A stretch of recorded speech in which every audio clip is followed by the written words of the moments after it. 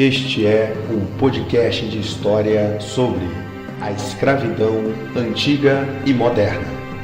E este que vos fala é o professor Mário Barbosa. Muito bem, galera, gostaria de lembrar a todos os ouvintes que nos acompanham nesta árdua tarefa de gravar e editar podcasts direcionados tanto ao público de estudantes quanto aos demais interessados no entendimento e análise da realidade social a partir de uma perspectiva das disciplinas de humanas. Portanto, este podcast visa atender às demandas tanto dos estudantes, com abordagem de aspectos historiográficos que são recorrentes nas avaliações de ensino médio, especialmente em concursos vestibulares tradicionais ou em Enem, e também procuramos atender às demandas de todos aqueles que desejam compreender um pouco mais sobre o desenvolvimento humano na história e como temos dado forma ao processo civilizatório. A minha tarefa hoje é a de trabalhar com vocês neste podcast a temática escravidão, tratando dos seus aspectos quanto à escravidão na Idade Antiga quanto na Idade Moderna. Utilizarei para esta análise uma sistematização que realizei principalmente a partir de duas referências.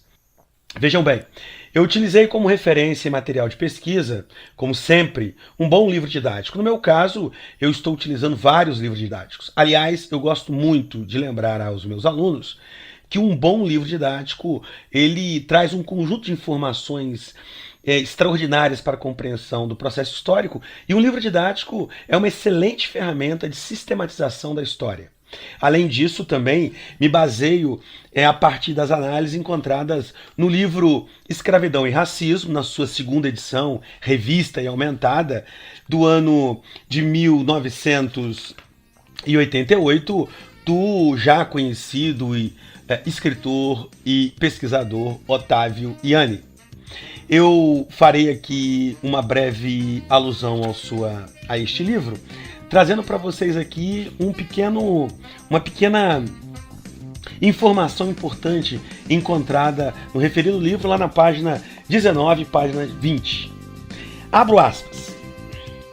Desde o século XVI, quando se iniciou o tráfico de africanos para o Novo Mundo, ao século XIX, quando cessou esse tráfico e terminou a escravatura, teriam sido transportados da África cerca de 9.500.000 negros. Desses, a maior parte foi levada para o Brasil, que importou 38% do total. Outros 6% foram levados para os Estados Unidos. Nas Antilhas Britânicas entraram 17%, e também 17% foram as colônias francesas da área do Caribe. Por fim, outros 17% foram levados às colônias espanholas. Cuba recebeu 702 mil africanos, ou seja, mais do que qualquer outra colônia espanhola, ao passo que o México importou cerca de 200 mil escravos. Fecha aspas. Muito bem, galera, o pequeno texto que acabei de ler do livro do Otávio Yanni justifica, a meu ver, a importância que o tema escravidão tem entre aqueles que estão envolvidos tanto com o cotidiano escolar e de cursinhos preparatórios, quanto para aqueles que desejam compreender melhor as contradições da sociedade brasileira no decorrer de nossa história. Para melhor compreensão, precisamos avisar ao ouvinte quais são os objetivos deste podcast. Ora, este podcast tem dois objetivos muito claros. O primeiro deles, em primeiro lugar, buscamos aqui diferenciar a escravidão antiga da escravidão moderna. Ou seja, pretendemos caracterizar como foi instituída a escravidão em um primeiro espaço-tempo, ou seja, identificar as práticas escravistas que tomaram forma na Idade Antiga no Oriente Médio e no Ocidente, principalmente na Grécia e em Roma, lá no que nós chamamos de Antiguidade Clássica, para em seguida tratarmos da escravidão instituída na Idade Moderna, na América, pela colonização europeia, principalmente em relação aos principais aspectos que tomaram forma na escravidão negra na América, especialmente no Brasil colônia, no transcorrer dos séculos XVI ao século XVIII. E o segundo aspecto importante é que faz necessário ressaltar ainda que o nosso objetivo aqui exposto tem por fim fazer uma análise que seja capaz de apresentar uma sistematização da escravidão quanto ao seu caráter universal e geral, não tenho a pretensão alguma de abordar os aspectos particulares do uso de trabalho escravo em cada região ou em cada tempo histórico. A análise que propomos fazer aqui é verificar como que o universo de todas as civilizações, tanto na Idade Antiga quanto agora na Idade Moderna, lidaram, agiram e reagiram à escravidão, ao trabalho escravo. Realizaremos esta análise alicerçados nos seguintes pressupostos teóricos principais. Isto é, estudaremos a escravidão a partir de eventos históricos analisados, utilizando algumas ferramentas teóricas de análise bem explícita. Então, qual é a abordagem que nós faremos? Quais serão os pressupostos? Quais serão as ferramentas aqui utilizadas para analisar a escravidão neste podcast? Bem, o primeiro pressuposto, ou a primeira ferramenta, é o conceito que nós entendemos de homem. O conceito de homem, para nós, o que nós estamos identificando aqui, estamos tratando o homem como todo aquele capaz de realizar trabalho. Então esse é o primeiro conceito. Homem é todo aquele capaz de realizar trabalho. Segundo conceito. O segundo conceito é o que é o trabalho. O trabalho para nós nada mais é do que a transformação produtiva de meios, sejam eles mercadorias, serviços ou toda e qualquer forma de produtos, mas de meios necessários para atender às demandas históricas da humanidade. Quando os seres humanos em sociedade transformam produtivamente os meios, produzem os meios necessários a atender às demandas históricas da humanidade, consideramos trabalho. Entretanto, apesar de buscarmos o conceito de trabalho, nós aqui vamos nos ater a uma categoria de trabalho específica. Então, o nosso terceiro pressuposto, ou nossa terceira ferramenta, trata-se do trabalho compulsório. Trabalho compulsório é uma categoria de trabalho.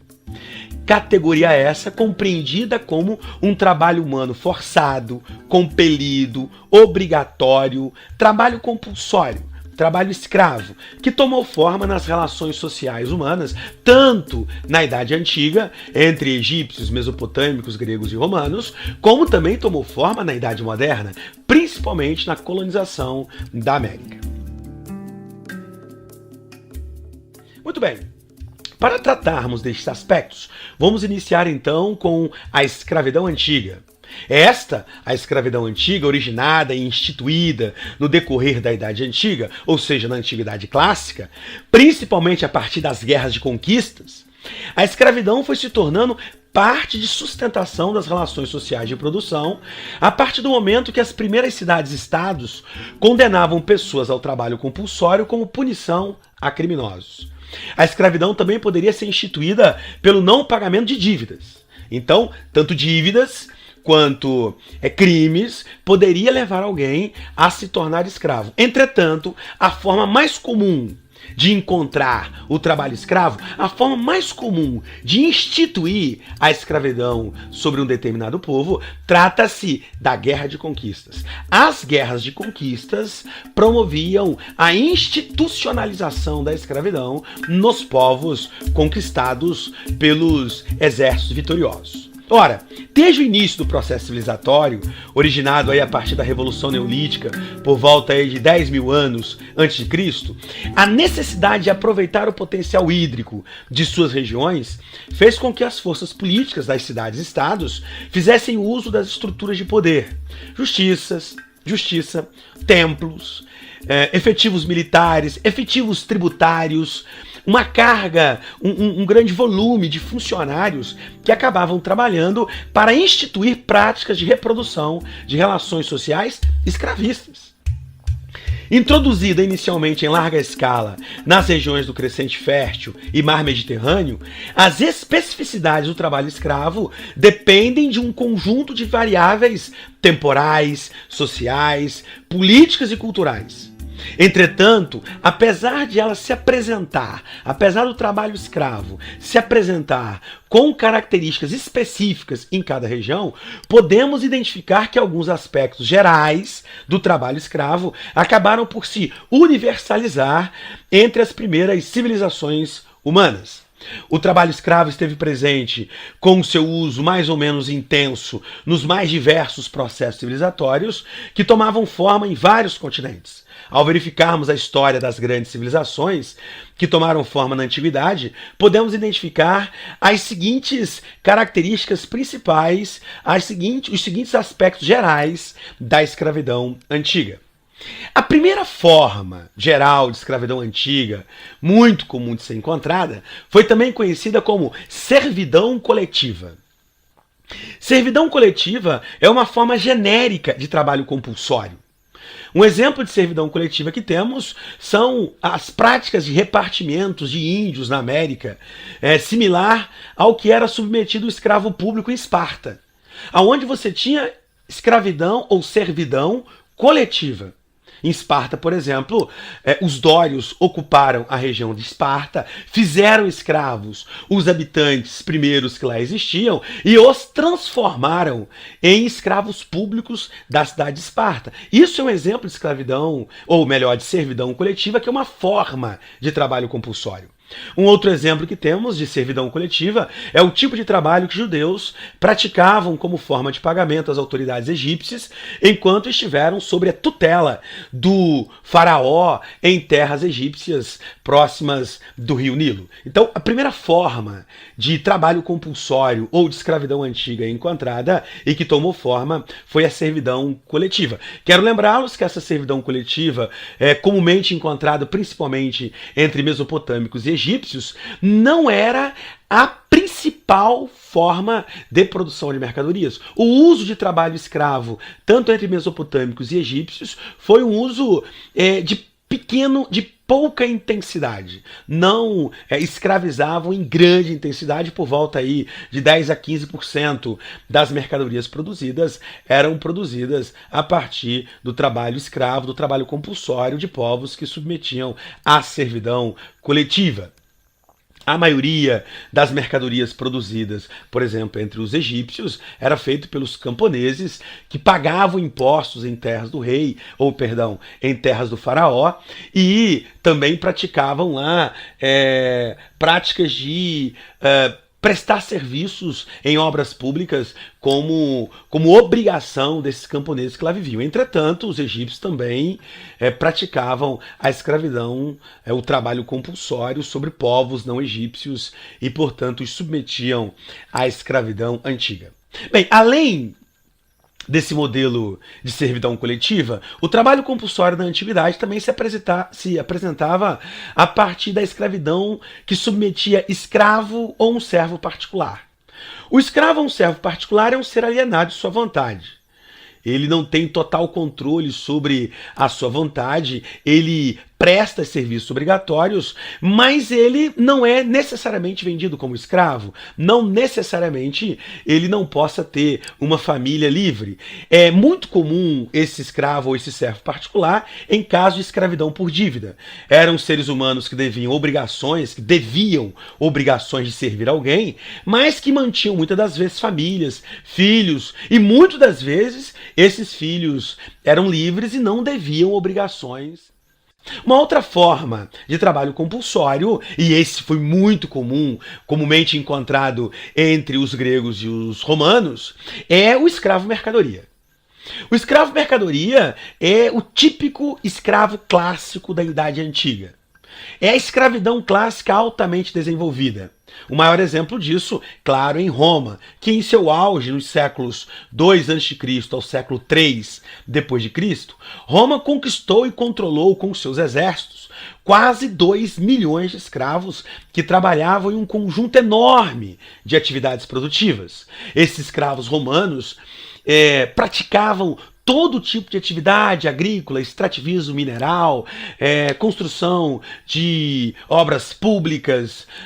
A escravidão entre os romanos atingiu seu auge, aonde aí por volta de mais de 50%, entre 30% a 55% das mercadorias produzidas dentro do Império Romano eram feitas aí com o uso de trabalho escravo. Entretanto, é claro que o trabalho escravo romano em grande intensidade só era possível devido ao seu efetivo militar de alta performance que propunha aí um expansionismo militar na região do Mar Mediterrâneo, conseguindo com isso um volume enorme de escravos. O que não quer dizer que havia total controle sobre essa população de escravos. Pelo contrário, os romanos tinham que conviver com a imposição do trabalho escravo, mas o trabalho escravo em seu cotidiano romano, ele teve que se defrontar também com um conjunto enorme de contestações, várias formas de contestações, de reações,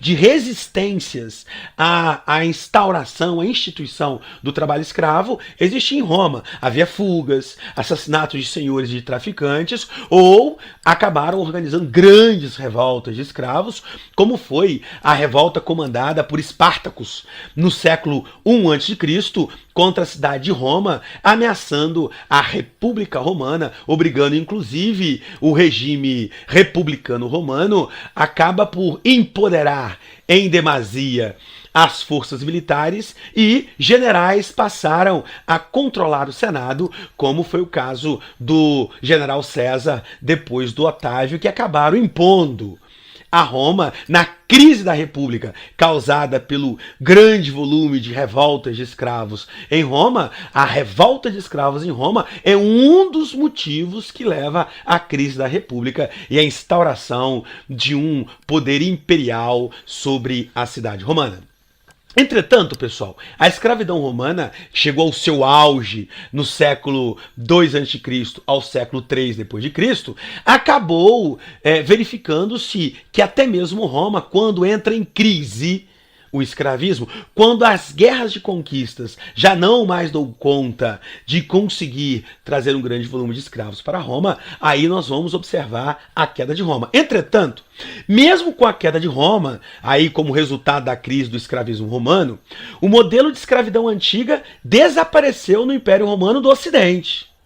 Entretanto, continuou existindo, tanto no Oriente quanto no Ocidente, o processo histórico de escravidão continua existindo. A escravidão, ainda a escravidão antiga por guerra de conquista, ela continua existindo em regiões do Oriente Médio, em regiões da África, em regiões da América. Aqui na América, astecas, maias e incas foram impérios que conviviam, submetendo vários povos ao seu controle, à sua submissão, e acabava impondo a estes também a escravidão por guerra de conquistas. Entretanto, essa escravidão por guerra de conquista, ela não tem a dinâmica, não apresenta dinâmica, não apresenta pujança verificada na Roma antiga, e depois da queda de Roma, a Europa ocidental deu origem ao feudalismo, com o uso de trabalho servil, mas nós continuamos ainda encontrando trabalho compulsório em outras regiões do planeta, ainda que em decadência, ainda que em declínio, ainda que sem apresentar aquela dinâmica que os romanos apresentaram. Consideramos então que a queda de Roma significa também a queda do escravismo. Muito bem, galera. Antes de darmos início à escravidão moderna, precisamos lembrar então que até aqui trabalhamos a escravidão antiga. Aquela que foi instituída nas civilizações da Antiguidade Clássica a partir da dívida, do crime, mas principalmente da guerra de conquista. Entretanto, agora nós vamos adentrar os aspectos que dão forma à escravidão moderna. A escravidão moderna, ela tem semelhanças com a escravidão antiga por se tratar de trabalho compulsório, de trabalho forçado, de trabalho obrigatório. Entretanto, tem na sua origem e na sua composição aspectos que diferenciam da escravidão antiga. Adentramos agora a análise do que nós chamamos aí de escravidão moderna. Ou seja, trata-se de um trabalho compulsório originado e instituído no decorrer da Idade Moderna. Ou seja, trata-se da escravidão instituída a partir do século XVI, principalmente com o uso do tráfico internacional de escravos. Chamamos aqui de tráfico negreiro. a principal forma de instituir trabalho escravo numa determinada região era o tráfico internacional de escravos, quando estamos falando da escravidão da Era Moderna. Tudo isso em um contexto de expansão comercial e marítima europeia, no auge das relações capitalistas comerciais. Também era o período que estava se dando a acumulação primitiva de capitais pela burguesia europeia em uma economia de caráter mercantilista, que realizava uma política de acumulação capitalista, tendo por base as intensas trocas comerciais em mercados transoceânicos. Ora, em uma economia mundializada, por um capital que necessitava obter e controlar mão de obra barata, isso é importante, a reprodução do capitalismo europeu de base comercial necessitava obter e controlar mão de obra barata que produzisse especiarias comerciais em larga escala na periferia colonial, em regiões de clima tropical. Verificamos então que era o tráfico negreiro a principal forma de instituir a escravidão moderna na América, região de colonização espanhola, portuguesa, americana, francesa, holandesa. Claro que principalmente os países ibéricos, Espanha e Portugal, foram os principais colonizadores da América. Verificamos que esse tráfico negreiro se tornou então a principal forma de promover a escravidão moderna na América. Além, é claro, que para ter total controle sobre o trabalho na América, a escravidão moderna também fazia uso de um grande aparato jurídico-militar da metrópole portuguesa, no caso do Brasil, que regulamentava e dava forma legal à compra e venda de escravos. Além também de um outro aspecto importante, que é o racismo. O racismo, enquanto uma ideologia segregacionista, servira de base para que as relações sociais escravistas, que tomavam forma no decorrer do desenvolvimento colonial português da América, acabasse completando a sustentação da escravidão moderna. Portanto, repetimos, a escravidão moderna, ela se institui na América principalmente pelo tráfico internacional de escravos. É o tráfico negreiro, atividade altamente lucrativa.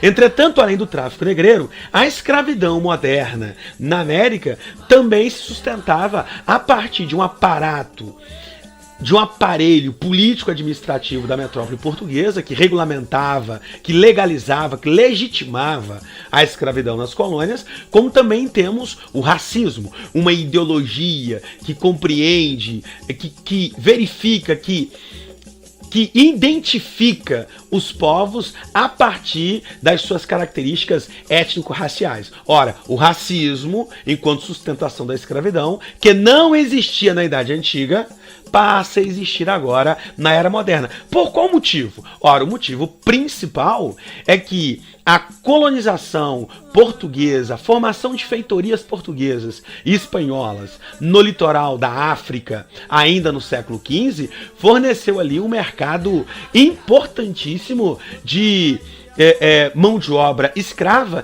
de uma escravidão que já existia na África. A escravidão por guerra de conquista ainda existia na África. Entretanto, essa escravidão por guerra de conquista na África sofreu uma dinamização significativa quando a demanda do capitalismo comercial gerava uma necessidade de mão de obra compulsória na América, já que na América, a escravidão na América foi instituída pelo tráfico internacional de escravos, que buscava esses escravos na região da África e acabavam compondo essa escravidão aqui na região da América. Em se tratando especificamente do espaço-tempo identificado aqui como Brasil, colônia, nos séculos XVI e até o século XVIII, verificamos que a escravidão moderna, que submetia negras e negros ao trabalho compulsório no Brasil, se apresentou em duas formas. Dois tipos gerais de escravos eram facilmente encontrados no cotidiano colonial brasileiro. Então, como que a escravidão moderna tomou forma aqui no Brasil? Primeiro, nós temos o escravo de eito. O escravo de eito é um trabalhador mercadoria, submetido ao trabalho compulsório em atividades agrárias ou rurais, geralmente utilizado nos canaviais para a produção de açúcar. mas também pode se referir ao trabalho compulsório submetido aos negros nas minas de ouro. Esse é o escravo de eito. É um trabalhador mercadoria, altamente controlado. O escravo de eito estava submetido a relações sociais de intenso controle e autoritarismo sobre os seus corpos, com o uso intenso e prolongado de sua força de trabalho. As condições de sobrevivência do escravo de eito eram bastante precárias e extremamente vigiada, mesmo considerando que muitas famílias de escravos conseguiam utilizar a chamada brecha camponesa. A brecha camponesa, pessoal, consistia na possibilidade dos escravos disporem de uma pequena roça para a produção de gêneros alimentícios, utilizados em sua própria subsistência ou destinado à compra e venda de produtos básicos que o escravo necessitava, como por exemplo as vestimentas. A brecha camponesa, ela foi tolerada principalmente porque garantia ao proprietário de escravos uma maior lucratividade, já que este não precisava aí se preocupar em demasia com gastos em relação aos alimentos e vestuários que a massa de escravos utilizavam. Mesmo podendo exercer a prática da brecha camponesa, o escravo rural, o escravo de eito, ele era muito controlado, muito vigiado, submetido aí a pressões extremamente desumanas e selvagens sobre o seu corpo. Entretanto, além do escravo de eito, também foi comum termos o escravo de ganho. O escravo de ganho também é um trabalhador mercadoria, submetido ao trabalho compulsório, entretanto em atividades urbanas, predominantemente utilizado nas prestações de serviços domésticos, comércio, na construção civil. Esse escravo poderia ser alugado ou ele poderia prestar algum tipo de serviço em troca de uma remuneração que era, em maior parte, entregue ao seu proprietário.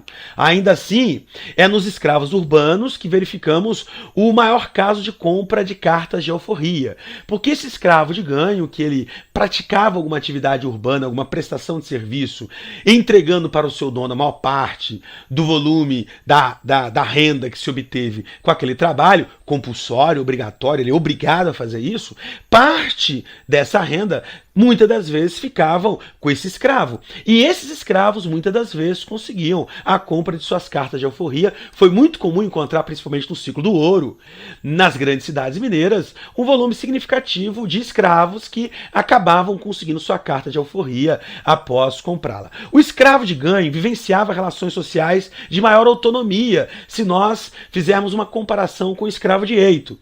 Ele tinha maior facilidade para estar em organizações de práticas religiosas que congregavam um grande número de negros em redes de cooperação ou em grupos de negros, em famílias que viviam em centros urbanos como Tiradentes, São João del Rei, Ouro Preto, Mariana, mas também no Rio de Janeiro, Recife, Salvador. Havia um grande volume, uma massa enorme de trabalhadores compulsórios que viviam na cidade, mas que acabavam, ainda que submetidos ao trabalho escravo, apresentando uma forma mais elevada de autonomia. Ainda assim, mesmo assim, por estarem muito próximos do aparato jurídico policial da metrópole, que exercia severa e violenta coerção sobre os seus corpos da população de escravos, eles eram submetidos a um grande volume de punições em praça pública, ali no Pelourinho, no centro da praça da vila, onde se executava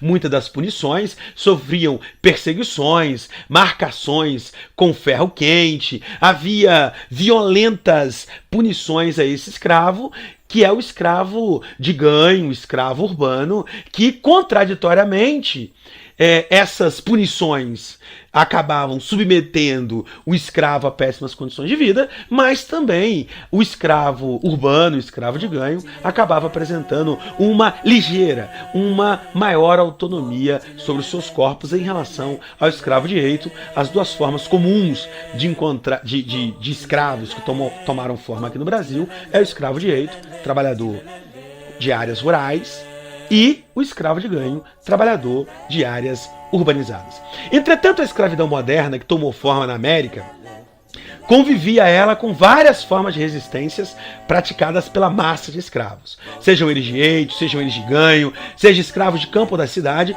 todos eles de alguma forma poderiam apresentar alguma resistência, alguma contestação por essa massa de escravos em relação à escravidão. Ao mesmo tempo que se consolidava hegemonicamente as relações de trabalho escravo moderno na América, a colonização também produzia as condições adequadas para que um conjunto de contestações e de reações fossem popularizadas entre as negras e os negros escravizados e escravizadas no Brasil colônia. Tais como havia fugas, rebeliões, era muito comum violência de escravo contra senhores, contra feitores ou contra traficantes, havia danificação das estruturas produtivas nos engenhos feitas pelos escravos como forma de reação, abortos, suicídios, infanticídios, havia prática da marcialidade do corpo, que era a capoeira, como uma forma de defesa dos negros, sincretismo religioso, combinando elementos da religião católica com a mitologia religiosa que os gregos traziam da África, havia compra de cartas de alforria, tudo isso, pessoal, eram formas de resistência à escravidão. Entretanto, podemos afirmar com certeza que a formação de quilombos, como o quilombo de Palmares na segunda metade do século XVII, e as revoltas urbanas, como a Conjuração Baiana ao final do século XVIII, foram sim as principais e mais significativas formas de resistência negra organizada. Muito bem, pessoal, estamos chegando ao final do nosso podcast, destacando que foram nessas condições de exploração e luta que as negras e os negros do Brasil, por estarem na base da produção colonial, sendo em sua maioria das vezes os pés e as mãos dos senhores de escravos, esses negros há 5 séculos imprimiram em nossa história sua marginalidade sofrida e sua pobreza esquecida em função da escravidão.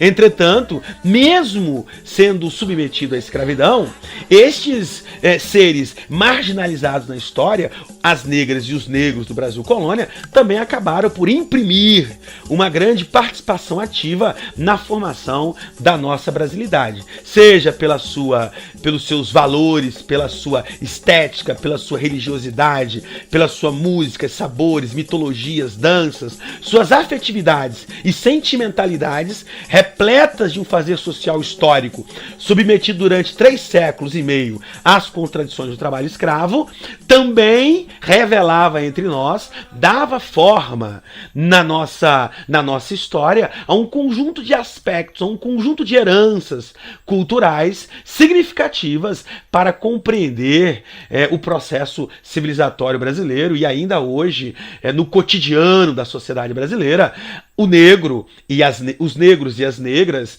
do período colonial, ainda que submetido à escravidão, acabaram deixando marcas importantes no nosso processo civilizatório.